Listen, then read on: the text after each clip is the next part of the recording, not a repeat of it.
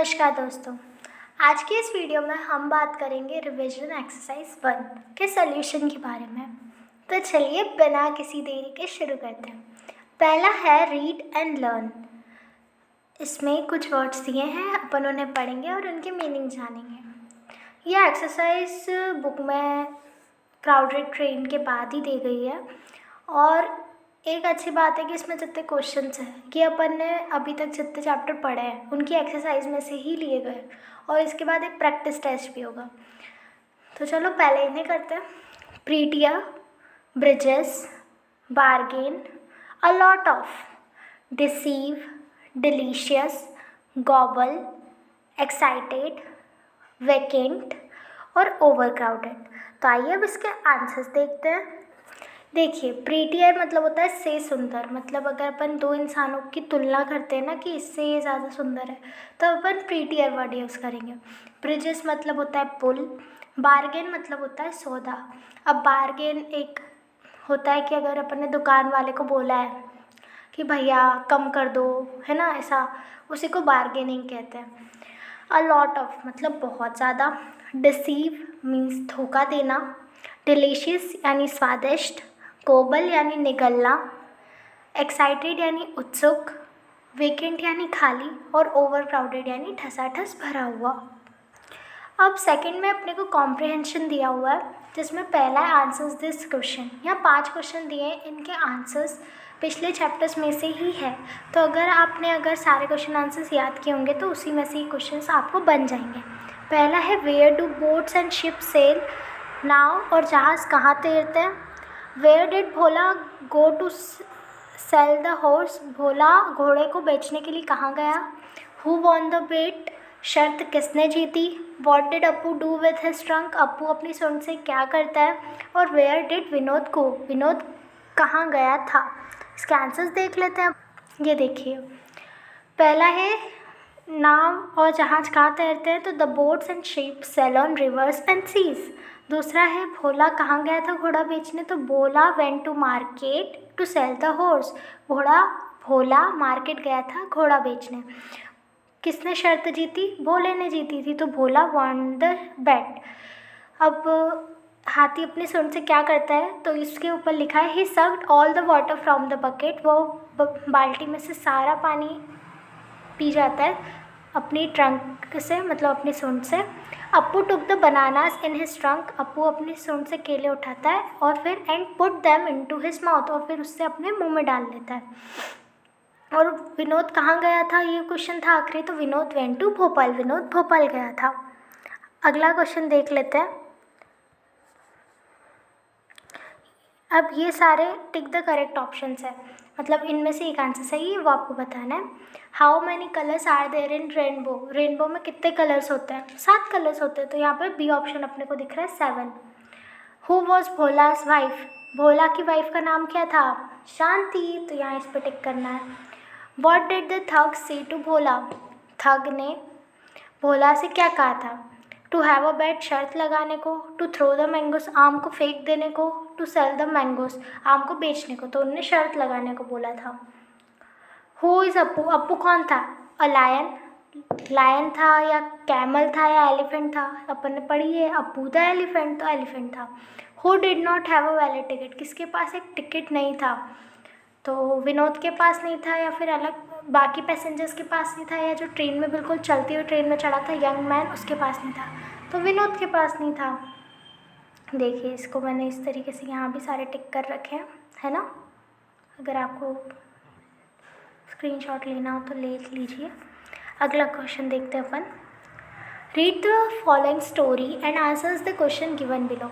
अच्छा चलिए, इसमें एक ये चीज़ है, ये एक स्टोरी है, मैं आपको पूरी पढ़ के पूरी समझाऊंगी, फिर कुछ क्वेश्चन से नीचे आपको उसके आंसर्स करने होंगे। वो आप अपनी लैंग्वेज में भी कर सकते हो, मतलब हिंदी में, फिर अपन उसको इंग्लिश में कर लेंगे, ठीक है। पहले समझना लेकिन ज़रूरी है। द वाइज गोट्स मतलब बुद्धिमान बकरियाँ। Two goats once happen to cross the stream at the same time, दो बकरियाँ, एक बार क्या हुआ, दो बकरियों को ना एक ही समय पे ऐसे जो झरना उसके पास से ऐसे गुजरना था। Since they came from opposite sides, चूँकि वो दोनों एकदम आमने सामने से आ रही थी, मतलब एक इधर से जा रही थी तो दूसरी सामने से आ रही थी। They stood facing each other in the middle of the bridge, वो एक दूसरे के सामने से ब्रिज के बीच में ऐसे खड़े हो गए, जो कि स्ट्रीम के ऊपर बना था, ठीक है, झरने के ऊपर ब्रिज बना था, मतलब पुल, उसके ऊपर ऐसे खड़े हो गए आमने सामने। द ब्रिज वॉज नैरो, देखो जो ब्रिज था वो बहुत सकना था। And both the goats could not pass eight the same time, तो दोनों बकरियां ना एक समय में नहीं पास हो सकती थी। ऐसा कहने का मतलब है कि उसकी जितनी जगह थी कि ऐसा नहीं कि एक उल्टी तरफ से निकल जाए, एक सीधे से आगे चले जाए, नहीं, एक बार में कोई एक ही जना उससे पास हो सकता था। Neither of them wanted go back so that the other could pass first, अब कोई भी ये मानने को तैयार नहीं था कि चल मैं पीछे और चली जाती हूँ, फिर तू निकल जाना पुल पार करके, फिर मैं आगे चली जाऊँगी। दोनों नहीं मान रहे थे इस बारे में।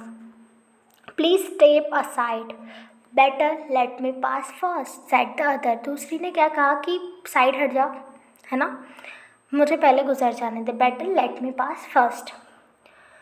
Neither of them was prepare to let the other pass, कोई भी तैयार नहीं होता है कि कौन ऐसे करके आगे निकल जाए। दे वर बहुत स्ट्रॉन्ग एंड हेल्दी गोट्स, वो दोनों बहुत ही मजबूत और स्वस्थ बकरियां थी। दे वर वाइज टू, वो बुद्धिमान भी थी। तो सो they found a way out, तो उन्हें रास्ता निकाला। One of the goats said, एक बकरी ने क्या कहा, आई विल लाई डाउन, मैं ऐसे नीचे लेट जाती हूँ, and you can cross over me, तो तुम मेरे ऊपर से चढ़ के निकल जाओ। I will then cross over too, फिर मैं भी गुजर जाऊँगी इस तरीके से। So they both cross the bridge safely, तो वो दोनों ने बहुत ही बिना कोई दिक्कत किए पुल पार कर लिया, ठीक है। चलिए अब इसके क्वेश्चन के आंसर्स करते हैं। Answers the following questions. Where were the goats, goats कहाँ थी, अपन ने अभी देखा पुल के ऊपर, जो मतलब झरने के ऊपर जो पुल बना था उसके बीच में थी, तो यहाँ इसका आंसर ये रहा, क्रॉस द, हाँ मतलब इसे आप लिख सकते हो, इसमें इधर मैं लिख देती हूँ। The goats were in the middle of the bridge, bridge के बीच में थी। बिल्ट ओवर द स्ट्रीम, जो कि स्ट्रीम के ऊपर बना हुआ था। अगला देखते हैं। What did the first goat said, तो फर्स्ट गोट सेट क्या, please set aside, better let me pass first, ठीक है।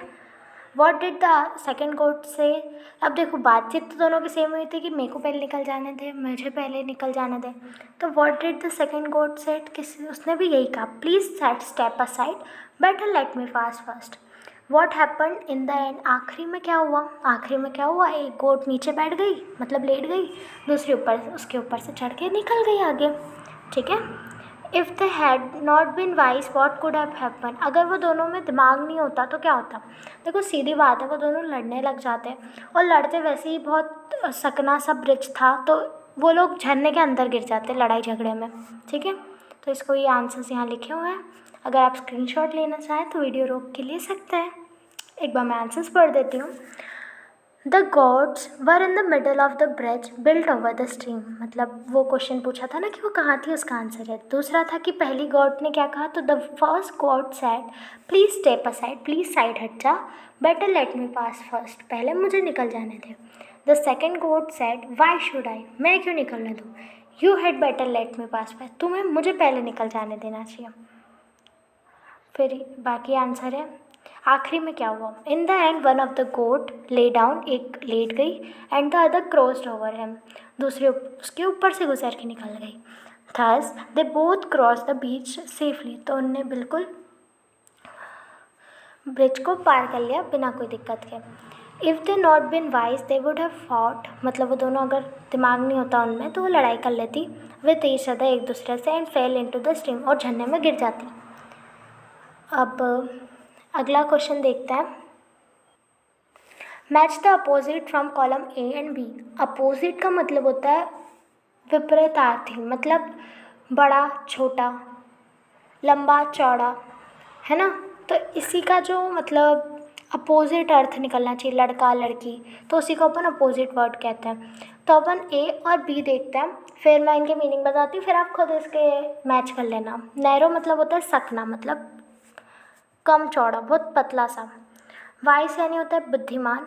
फर्स्ट यानी होता है पहले, स्ट्रॉन्ग यानी होता है ताकतवर, हेल्दी यानी होता है स्वस्थ। अब इसके बी में देखते हैं। फुलिश मतलब होता है बेवकूफ़, वाइड यानी होता है चौड़ा, सिक यानी होता है बीमार, लास्ट यानी होता है आखिरी, और वीक यानी होता है कमज़ोर।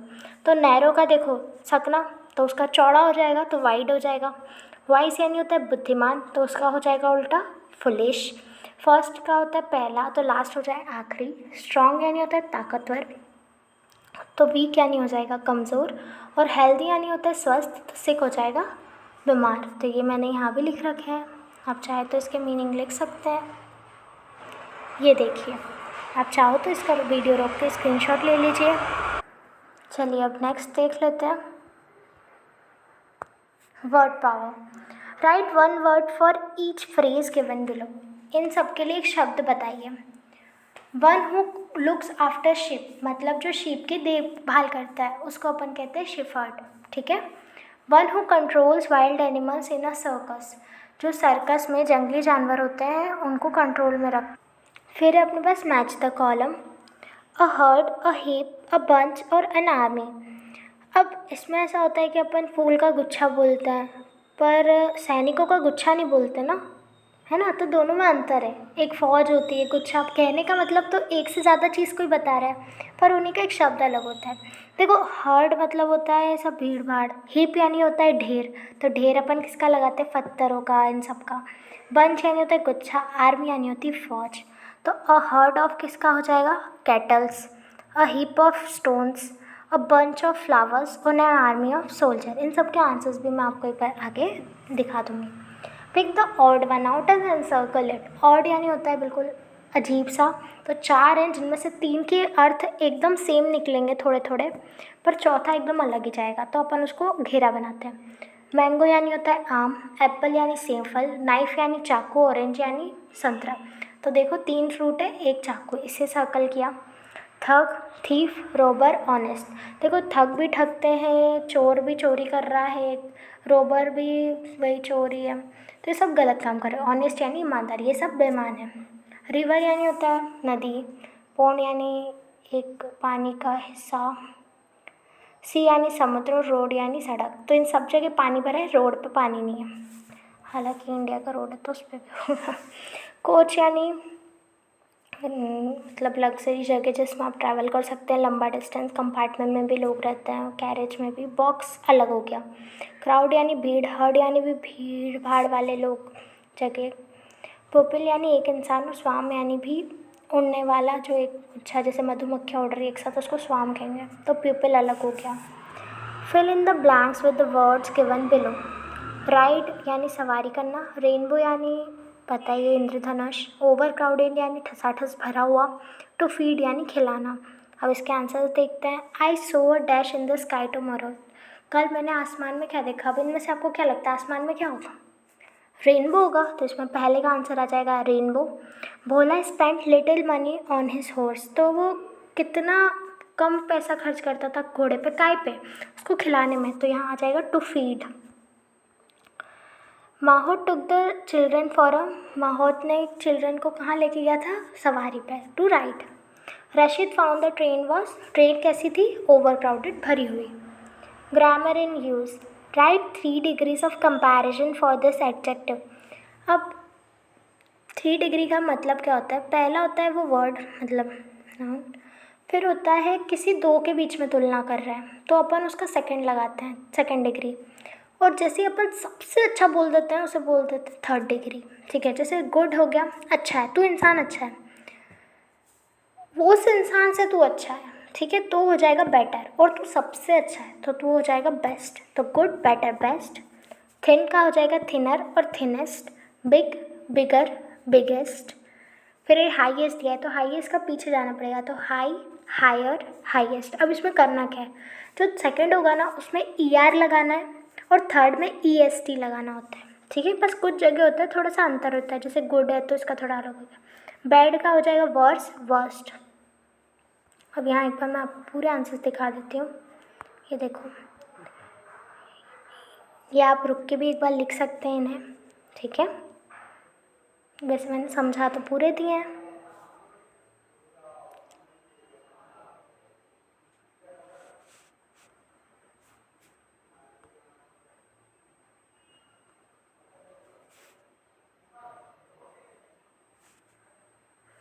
चलिए अब आगे का देख लेते हैं। Combine the pairs of sentences using WHO। मतलब दो सेंटेंस अपने पास हैं, उनमें अपने को हु लगा के उन दोनों को एक सेंटेंस बनाना है। जैसे यहाँ मैं एक बार समझाती हूँ, आपको खुद आएगा कैसे करना है। पहला है the girl is wearing a red sweater. उस लड़की ने लाल स्वेटर पहना है और उस लड़की द गर्ल इज़ सरिता, और वो लड़की सरिता है। तो अपन ऐसे भी तो बोल सकते हैं ना, वो जिसने लाल स्वेटर पहना है ना वो सरिता है ना, बोल सकते हैं ना। तो बस उसी को लिखना है अपने को, the girl who is wearing a red sweater, वो लड़की जिसने लाल स्वेटर पहन रखा है, इज़ सरिता। तो ये दोनों सेंटेंस जुड़ गए ना, the girl who is wearing a red sweater is Sarita. ये देखो, the girl who is wearing a red sweater is Sarita. ठीक, दूसरा क्या है, Yusuf is wearing a blue cap. Yusuf ने नीली टोपी पहन रखी है। Yusuf is the tallest boy in the class. Yusuf सबसे लंबा लड़का है क्लास में। तो अपन इसको ऐसे बोल सकते हैं, Yusuf who is wearing a blue cap, ठीक है, जिसने नीली टोपी पहन रखी है, is the tallest boy of the class, वो सबसे लंबा लड़का है क्लास में। तो ये मैंने लिख दिया है यहाँ, Yusuf who is wearing a blue cap is the tallest boy in the class. आगे देखते हैं, fill in the blanks with these words. Little यानी होता है थोड़ा, a little यानी और थोड़ा, few यानी कुछ, और a few यानी बहुत कुछ। तो I have a little time to stay. मेरे पास बस थोड़ा सा समय रुकने का। फिर आता है he knows little of the story. वो इस कहानी के बारे में थोड़ा सा जानता है। They have a few coins. उसके पास कुछ सिक्के हैं। He has few friends and he is new to Indore. उसके पास उसके कुछ ही दोस्त हैं, और क्योंकि वो इंदौर में नया है, as he is new to Indore. Make sentence using the following phrase. ये जो कुछ लाइन्स दिए इनको जोड़ के अपने को एक वाक्य बनाना है, मतलब इसको सेंटेंस अंदर लेना है। A loaf of bread, a piece of paper. तो ब्रेड ले लिए एक अपन ने हिस्सा और एक कागज़ का टुकड़ा। तो आप ऐसे बोल सकते हो, मैंने ब्रेड खाई, a loaf of bread, I ate a loaf of bread, a piece of paper, या मुझे कागज़ का टुकड़ा दे दो, give me a piece of paper, या I need a piece of paper. Okay, rearrange the following words to make a meaningful sentence and use capital wherever necessary. तो मैंने आपको बताया है, सेंटेंस जब शुरू करते हैं तो पहला जो वर्ड होता है, उसका जो फर्स्ट वर्ड होता है, अल्फ़ाबेट होता है, उसको कैपिटल में लिखते हैं। तो अपने को यहाँ Indore in lived Vinod, Vinod lived in Indore, तो विनोद का वी बड़ा आएगा। Young man the dressed was poorly, the young man was dressed poorly, ऐसा आएगा। तो द में टी बड़ा आएगा, ये यहाँ से आप एक बार लिख लीजिए, Vinod lived in Indore and the young man was poorly dressed. अब अपने पास क्या आ रहा है, let's write 2 to 3 sentences using the words given below. इन शब्दों का इस्तेमाल करके अपने को एक वाक्य बनाना है, 2 से 3 सेंटेंस के वाक्य बनाना है, ठीक है, 2 से 3 सेंटेंस बनाना है। द हॉर्स ट्रेनर, जो घोड़े को ट्रेन करता है। मार्केट यानी बाजार, सेल यानी बेचना, हॉर्स यानी घोड़ा, और बाय यानी खरीदना, डंकी यानी गधा। तो अपन इसके ऊपर एक ऐसा बना सकते हैं, Bhola was the horse trainer, he went to market to sell his horse. Bhola एक हॉर्स ट्रेनर था, ही वेंट टू मार्केट, वो मार्केट जाता है, टू सेल हिज हॉर्स, अपने घोड़े को बेचने। ही बाइज अ डंकी, उसने एक गधा खरीद लिया, in exchange of his horse, घोड़े के बदले एक गधा खरीद के ले आया। अगला देखते हैं, using the following clues write a paragraph about journey which you undertook. इन क्लूज़ के सहारे अपने को एक कहानी लिखनी है जो भी आपने सफ़र तय किया था। तो when and where did you go, कब और कहाँ गए थे। हाउ डिड यू प्लान, आपने कैसे प्लान किया था। And prepare for your journey, किस तरीके से तैयारी की थी सफ़र की। How many person went with you, कितने लोग गए थे आपके साथ। Do you remember any fellow passengers, क्या आपको आपके साथी यात्री से क्या उनके बारे में याद है आपको। What are your experience to the journey, आपको सफ़र में कैसा लगा था। तो उस पर एक पूरा बन जाएगा, जैसे यहाँ वैष्णो देवी का लिखा है जो मैंने पुरानी वीडियो में बताया था। 3 years ago during summer vacation, 3 साल पहले गर्मी की छुट्टियों में, I went to Vaishno Devi, मैं वैष्णो देवी गई थी। I was excited for this journey, मैं सफ़र के लिए बहुत उत्सुक थी। We got our tickets from railway booking office. हमने हमारा टिकट रेलवे बुकिंग ऑफिस से कराया था। वी वर 52 मेम्बर्स, हम 52 लोग थे। आई एन्जॉयड द जर्नी, मुझे सफ़र पसंद आया विथ माई एज ग्रुप, जो मेरे सेम उम्र के लोग हैं लगभग, उनके साथ मैंने ज़्यादा मस्ती की थी। इट वॉज़ फन, बहुत मज़ा आया। On the third day we reach Jammu safely. हम सुरक्षित तीसरे दिन जम्मू पहुंच गए थे। This was a pleasant journey, वो बहुत प्लीजेंट जर्नी थी। I can never forget it, मैं बिल्कुल नहीं भूल सकती उसके बारे में। तो इसी के साथ अपनी रिविज़न एक्सरसाइज 1 कंप्लीट होती है। आई होप आपको समझ आया होगा। तो इसी के साथ पढ़ाई करते रहे। मिलते हैं अगली वीडियो में। Bye bye.